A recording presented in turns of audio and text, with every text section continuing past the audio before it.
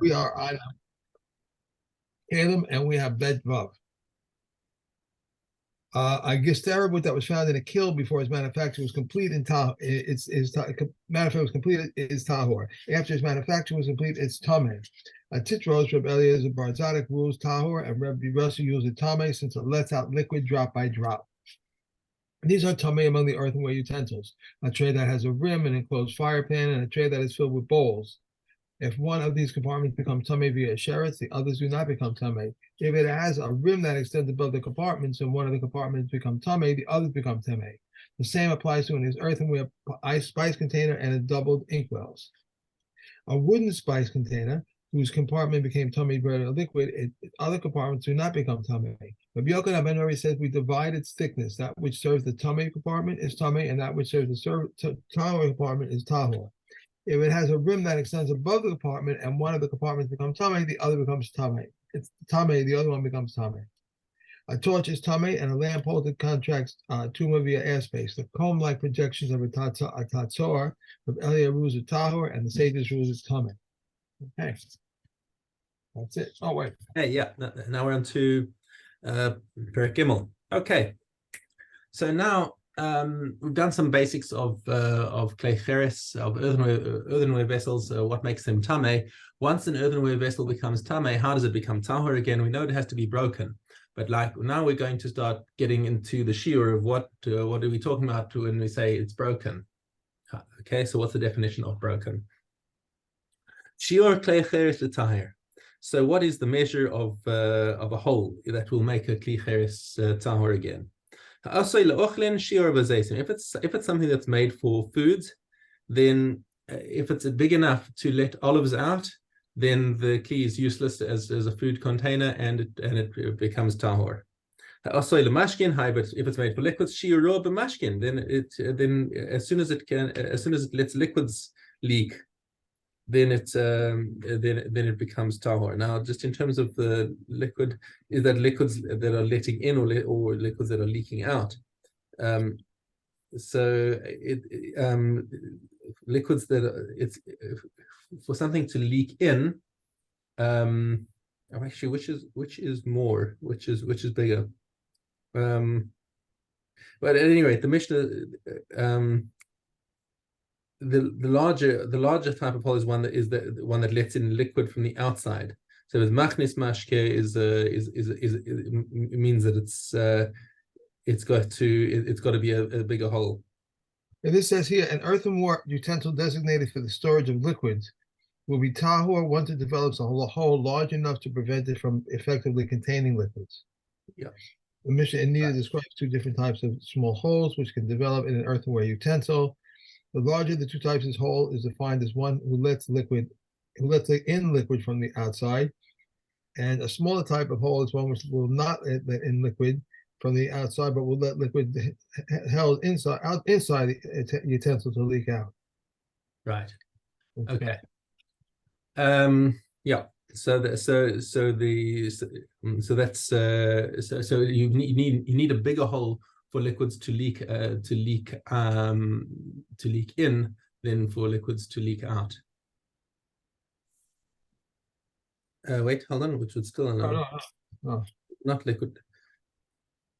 Yeah, you need a smaller type of hole is one that will not let in liquid from the outside, but it still allows liquid inside to leak out. Okay, fine. I'm not sure how that physically works, why that makes sense. Anyways. If a kli is made for both solids and liquids, then we work on according to a more stringent ruling, because since it can be used for both, then we're going to say, okay, even if it's developed a leak that will let out liquids, you could still use it for solids, and therefore it's still tamei. So it needs something that's bigger for zaytin. Okay. Chabis, a barrel. Now, this is very useful to have this little illustration over here, because whenever I think of a barrel, I think of, those wine casks. Right. And that's my opinion of what a barrel is, but that's a wooden barrel. Okay. We're talking here about a clayware barrel, which is basically an amphora, as you can see the picture over here. Okay, Shir Rabba Grogeros. So its measure for tuma is with dried figs. Okay, Now that's interesting because this is something that is being stored. Why is this an argument with the previous Mishnah? The previous Mishnah said that the shear is with zaysim, and this is now talking about dried figs. Okay, so it could be that it's machlokes between the two Mishnayos. It could be the Divrei Rabbi Shimon, that Rabbi Shimon is disagreeing with the previous Mishnah, or it could be that we're talking about a different kli altogether. That's a sort of a stam situation, and here we're talking specifically about a chavis, which is an exception because it's used for storing dried figs. Okay, and there are different opinions on this matter. So it's not conclusive as to whether it's a machlokes between these two mishnayos or not. Rabbi Yehuda Omer be'egozim, he says it's with walnuts, and I'm not sure if walnuts are bigger or smaller than dried figs. And I think, and it seems like there are opinions in both directions as well, from what I saw in the commentary over here. And Rabbi Meir Omer b'zaysim, he says no difference between this and the previous Mishnah. It's olives. Well, olives would be smaller than dried figs and walnuts, probably. Yes. Right. So it would be. Halafas v'hakadera.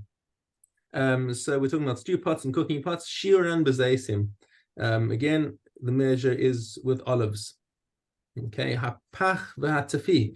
So here, a flask and a tefi. What's the tefi? A tefi are the small earthenware containers used for holding oil. Okay, we saw the tefi before when we were converting it to make it into a bung for a barrel. Okay, it's got a narrow mouth which allows contents to drip out one at a time, to make little drops. Okay, so if either utensil develops a hole large enough to allow oil to enter from the outside, then they're into tahor. So we say in the Mishnah, shiran b'shemen, but it's talking with shemen. Shemen is more viscous than water. So you need a slightly bigger hole to make it than you would with water. Okay, but tzartzur, okay, we saw the tzartzur as well before. That's that watering can type of device. Okay, the tzartzur's measure is with water because that's what it's used for. Okay, Rabbi Shimon Omer shloshtan bezer onim. He says, nah, you can still use these things for seeds. And you can still store them for seeds. So he says that since they are sometimes used for the storage of seeds, therefore he's going according to that opinion, that to that halacha that we saw, that if something is used for both food and liquid, then you go according to the chumrah and treat it as something for food. So he's saying it's used sometimes for seeds, and therefore you should judge it with seeds. the halacha doesn't follow Reb Shimon though. Correct. Okay, ner. So the lamp, shiro b'shemen. Okay. Also, the lamp that's holding the oil, if it leaks oil from the outside, then that is considered tahor. It's no longer usable as a kli. Leaks oil from the outside. From the inside, it's coming out. You're saying?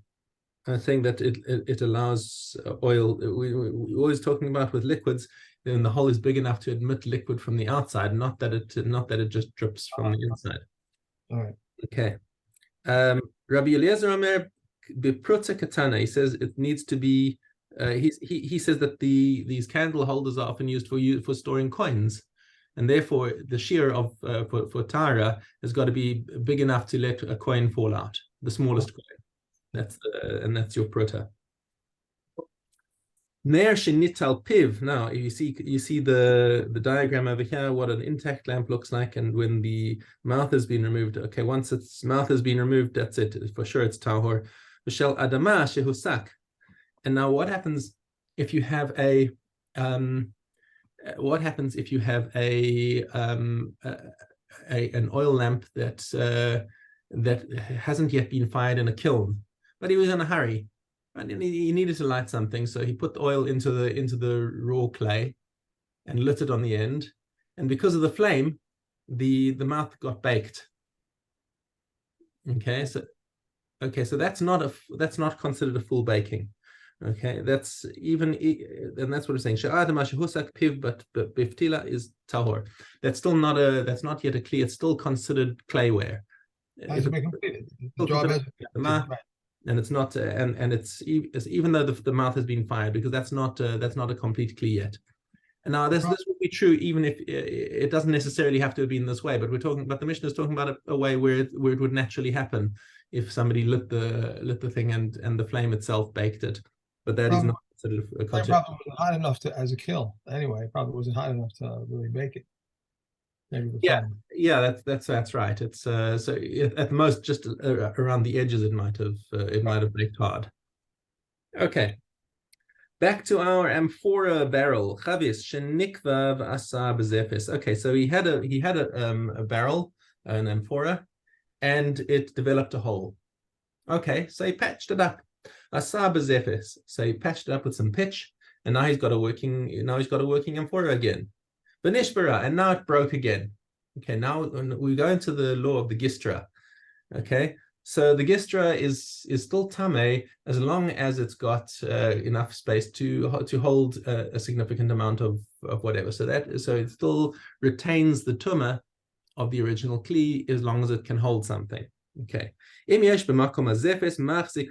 got enough space to hold a revius, that's our minimum shear. Okay, tameya, then it remains tameh. Because it never lost the name of a kli. Okay. However, if things happened in the other order, cheres shenikav. Now, what happens if he had a shard already? He had a barrel that already broke, but there was a piece that was left that was still usable, but it developed a hole, and then he patched that up with zefes. Okay, af al pi shemachzik revius, even though it can hold a revius, tahor mipnei shebatel shem kli me'alav. You can't make it into a kli again just by patching it up. It's only a kli when it's made lechatchila as a kli. Then if it breaks and it's still got some pieces that are usable, it still keeps the same kli. But if it lost the same kli because it had a hole in it, and now you patched it up with zefes, that doesn't turn it into a kli again. Okay. Hey. That's that. Keilim. Base hay. If there was a katos bird over here and an ola bird over there and an undesignated pair in the middle, and then there flew from the middle pair to the two sides, one bird to this side, one bird to that side, nothing is lost. Rather, he should say this bird which went to the katos should be a katos, and that bird which went to the olos should be an ola. If a pair of birds then return to the center, those in the center must be left to die, and those which measure, left to die. These which remain in the position of the katos should be offered as a katos, and those which remain in the position of the olo should be offered as olio. If a pair of birds repeated and flew from the center pair to each other side, then all of them must be left to die. One may not bring turtle doves to be paired with young pigeons, nor young pigeons to be paired with turtle doves. How is this? A woman who first brought her katos offering with a turtle dove and then brought an ola offering with a younger pigeon must repeat and bring her ola with a turtle dove. And if she brought the ola offering with a turtle dove, then she brought her katos offering with a young pigeon, she must repeat and bring her ola offering with that young pigeon. Rav Azar says we follow the species of the first offering. A woman who brought a katos offering after childbirth and then died, heirs must bring her ola offering afterward. If afterwards she brought her ola offering and then died, the heirs do not bring a katos offering afterward. In what case saw the previous thing said? When a Kohen who inquires, but with a Kohen who does not require, if there was one pair of obligatory birds of this woman and one pair for that one for two pairs of this one and one for two pairs of that one, or three pairs for this one and three pairs for that one, or if he made them all above the red line, half of them are mingled offerings are valid, half of them are invalid. If he made them all below the red line, half of the mingled offerings are valid and half of them are invalid. If he made half of them above the red line and half above the red line, of those offerings which are made above the red line, half are valid and half are invalid. And of those offerings which are made below the red line, half are valid and half are invalid. If one woman has one pair of obligatory birds offerings, and another woman has two such pairs, and another one has three such pairs, and another woman has 10 such pairs, and another woman has 100 pairs, if the Kohen made all of them above the red line, half of the mingled offerings are valid, half are invalid. If he made them all below the red line, then half of the mingled offerings are valid, and half of them are invalid. If he made half of them above the red line and half of them below the red line, the number of pairs in the largest group is valid. This is the rule. Every situation in which you can divide the pairs in a way that one woman bird offerings will not be both above and the red line, and below the red line, the half of the mingled offerings are valid and half of them are invalid. In any situation in which you cannot divide the pairs other than in a way that one woman's birds offerings will be brought above the red line and one below, then the number of pairs in the largest group is valid. If there was a katos bird for this woman and an olah bird for this offering, which mingled together, if the Kohen offered all of them above the red line, just a second. can I go so far? I just got distracted. Are you on? If you're on Mishna Gimel, then we've gone too far. Okay, okay, that's it. Okay. Okay, so let's go to Me'ila.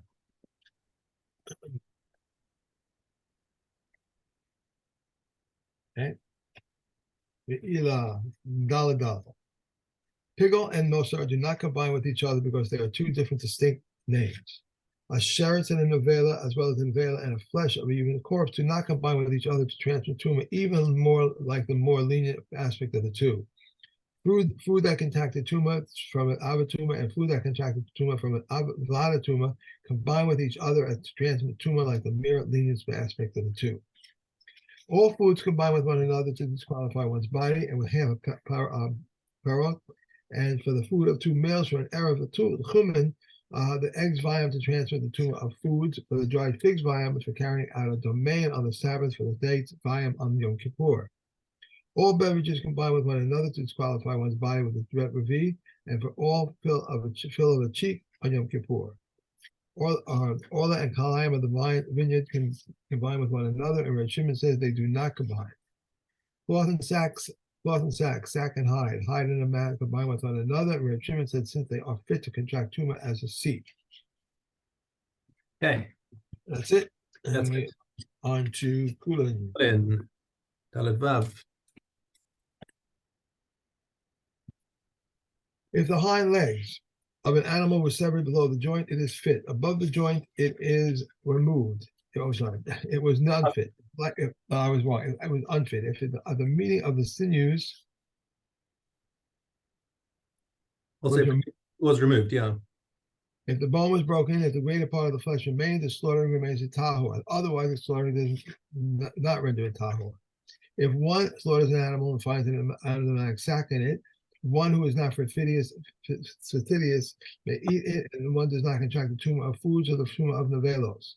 If he intended to eat it, it contracts the tumah of foods, but not the tumah of nevelos. If a part of an automatic sack came out and is prohibited to be eaten, if the sign of a fetus in a woman and if the sign of a fetus in an animal.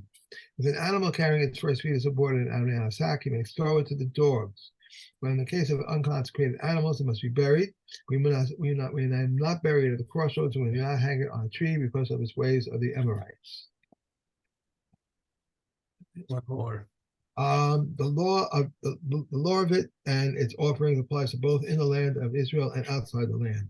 When the temple exists and when the temple does not exist, it's unconsecrated animals and consecrated animals. How so?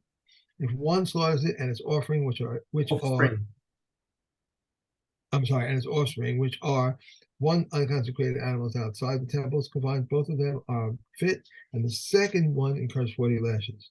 Consecrated animals outside the first one is liable to karas, and both are unfit, and both incur 40 lashes. Unconsecrated animals inside both are unfit, and the second one incurs 40 lashes. Consecrated animals inside, the first one is fit, and he is exempt, and the second one incurs 40 lashes and is unfit. Okay. So we had one more. Baba Basra. No, that's it. Next to Baba Basra. Yud base.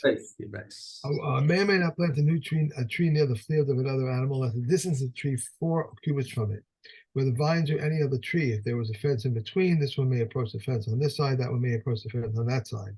If the roots extended into his neighbor's property, he may cut them off to a depth of 3 tefachim so that they should not impede the plow. If he was digging a pit, a ditch, or a vault, he may cut downward, and the wood belongs to him.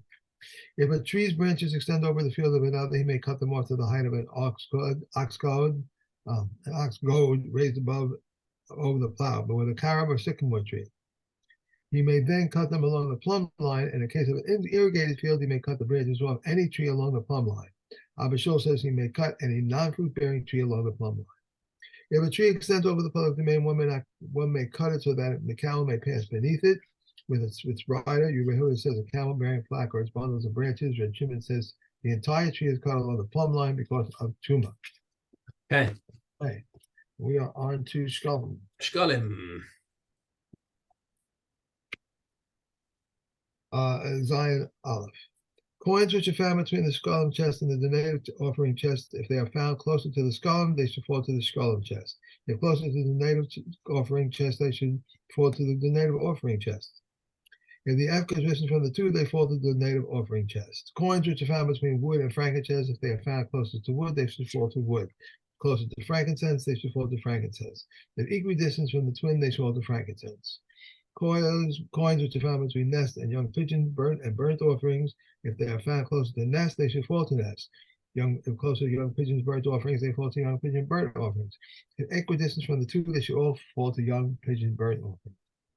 Coins which are found between unconsecrated funds and second-tithe funds, if they are found closer to unconsecrated, non-consecrated funds, they should fall to non-consecrated funds. If closer to second-tithe funds, they should fall to the second-tithe funds. If equidistant from the two, they should fall to the second-tithe. General rule is we decide according to the proximity, even for leniency, but in the case of equidistance, we decide for stringency. Coins which are found before animal dealers in Jewish lime are always assumed to be second-tithe money. Coins found on the Temple Mount are assumed to be non-consecrated. Coins found elsewhere in Jewish lime, if they are found during the pilgrim festivals, they are assumed to be second-tithe money, but during the rest of the year, they're assumed to be non-consecrated. Okay. One more? Yeah. If meat is found in the temple courtyard, ribs are assumed to be burnt offerings, but slices are assumed to be sin offerings. If meat is found in Yerushalayim, it is assumed to be peace offerings. In either case, it must be left until it is unfit and then removed to the place of burning. If meat is found in the provinces, limbs are assumed to be unslaughtered, but slices are permitted at the time of the pilgrim regimens when meat is plentiful. Even limbs are permitted. Okay. Zavim. To the Zavim. Zavim is Yud. One who touches a sheretz, a semen, or one who touches that which contracted tumor from a corpse, or one who touches a mitzvah during the days of counting or purification, where is an amount insufficient for sprinkling, or an animal carcass, or a contaminated sow of a sow commentates one and invalidates another. This is the rule. Anything that touches one of the Abbas Tuma listed in the Torah contaminates one and invalidates one, except for a person. Once it separates, it also contaminates one and invalidates one. A man who has a discharged semen is like one who has touched a sheretz, and the man who has the cavity with a nida is like one who has touched a corpse. However, a man who has contaminated with a nida has a tendency over one who has touched a corpse. For he contaminates a couch and seat with a light form of truma, enabling them to contaminate food and beverages. They invalidate truma, and one who eats food which is a rishon truma, rishon latuma, and one who eats food which is a sheni latuma, and one who drinks liquids that are tummy, and one whose head is and the greater part of the body enters to draw water, and a tahor person in the event that three logon of water fall upon his head, and the greater part of the body, and a scroll of scripture and Omri's hands, and a temple yom and food and utensils became contaminated by Talmite liquids. Adrian, I love Maseches Zavim, and tomorrow is Tavul Yom. Okay. Hey, Have we're a done. great day. Enjoy. Bye. Thank you.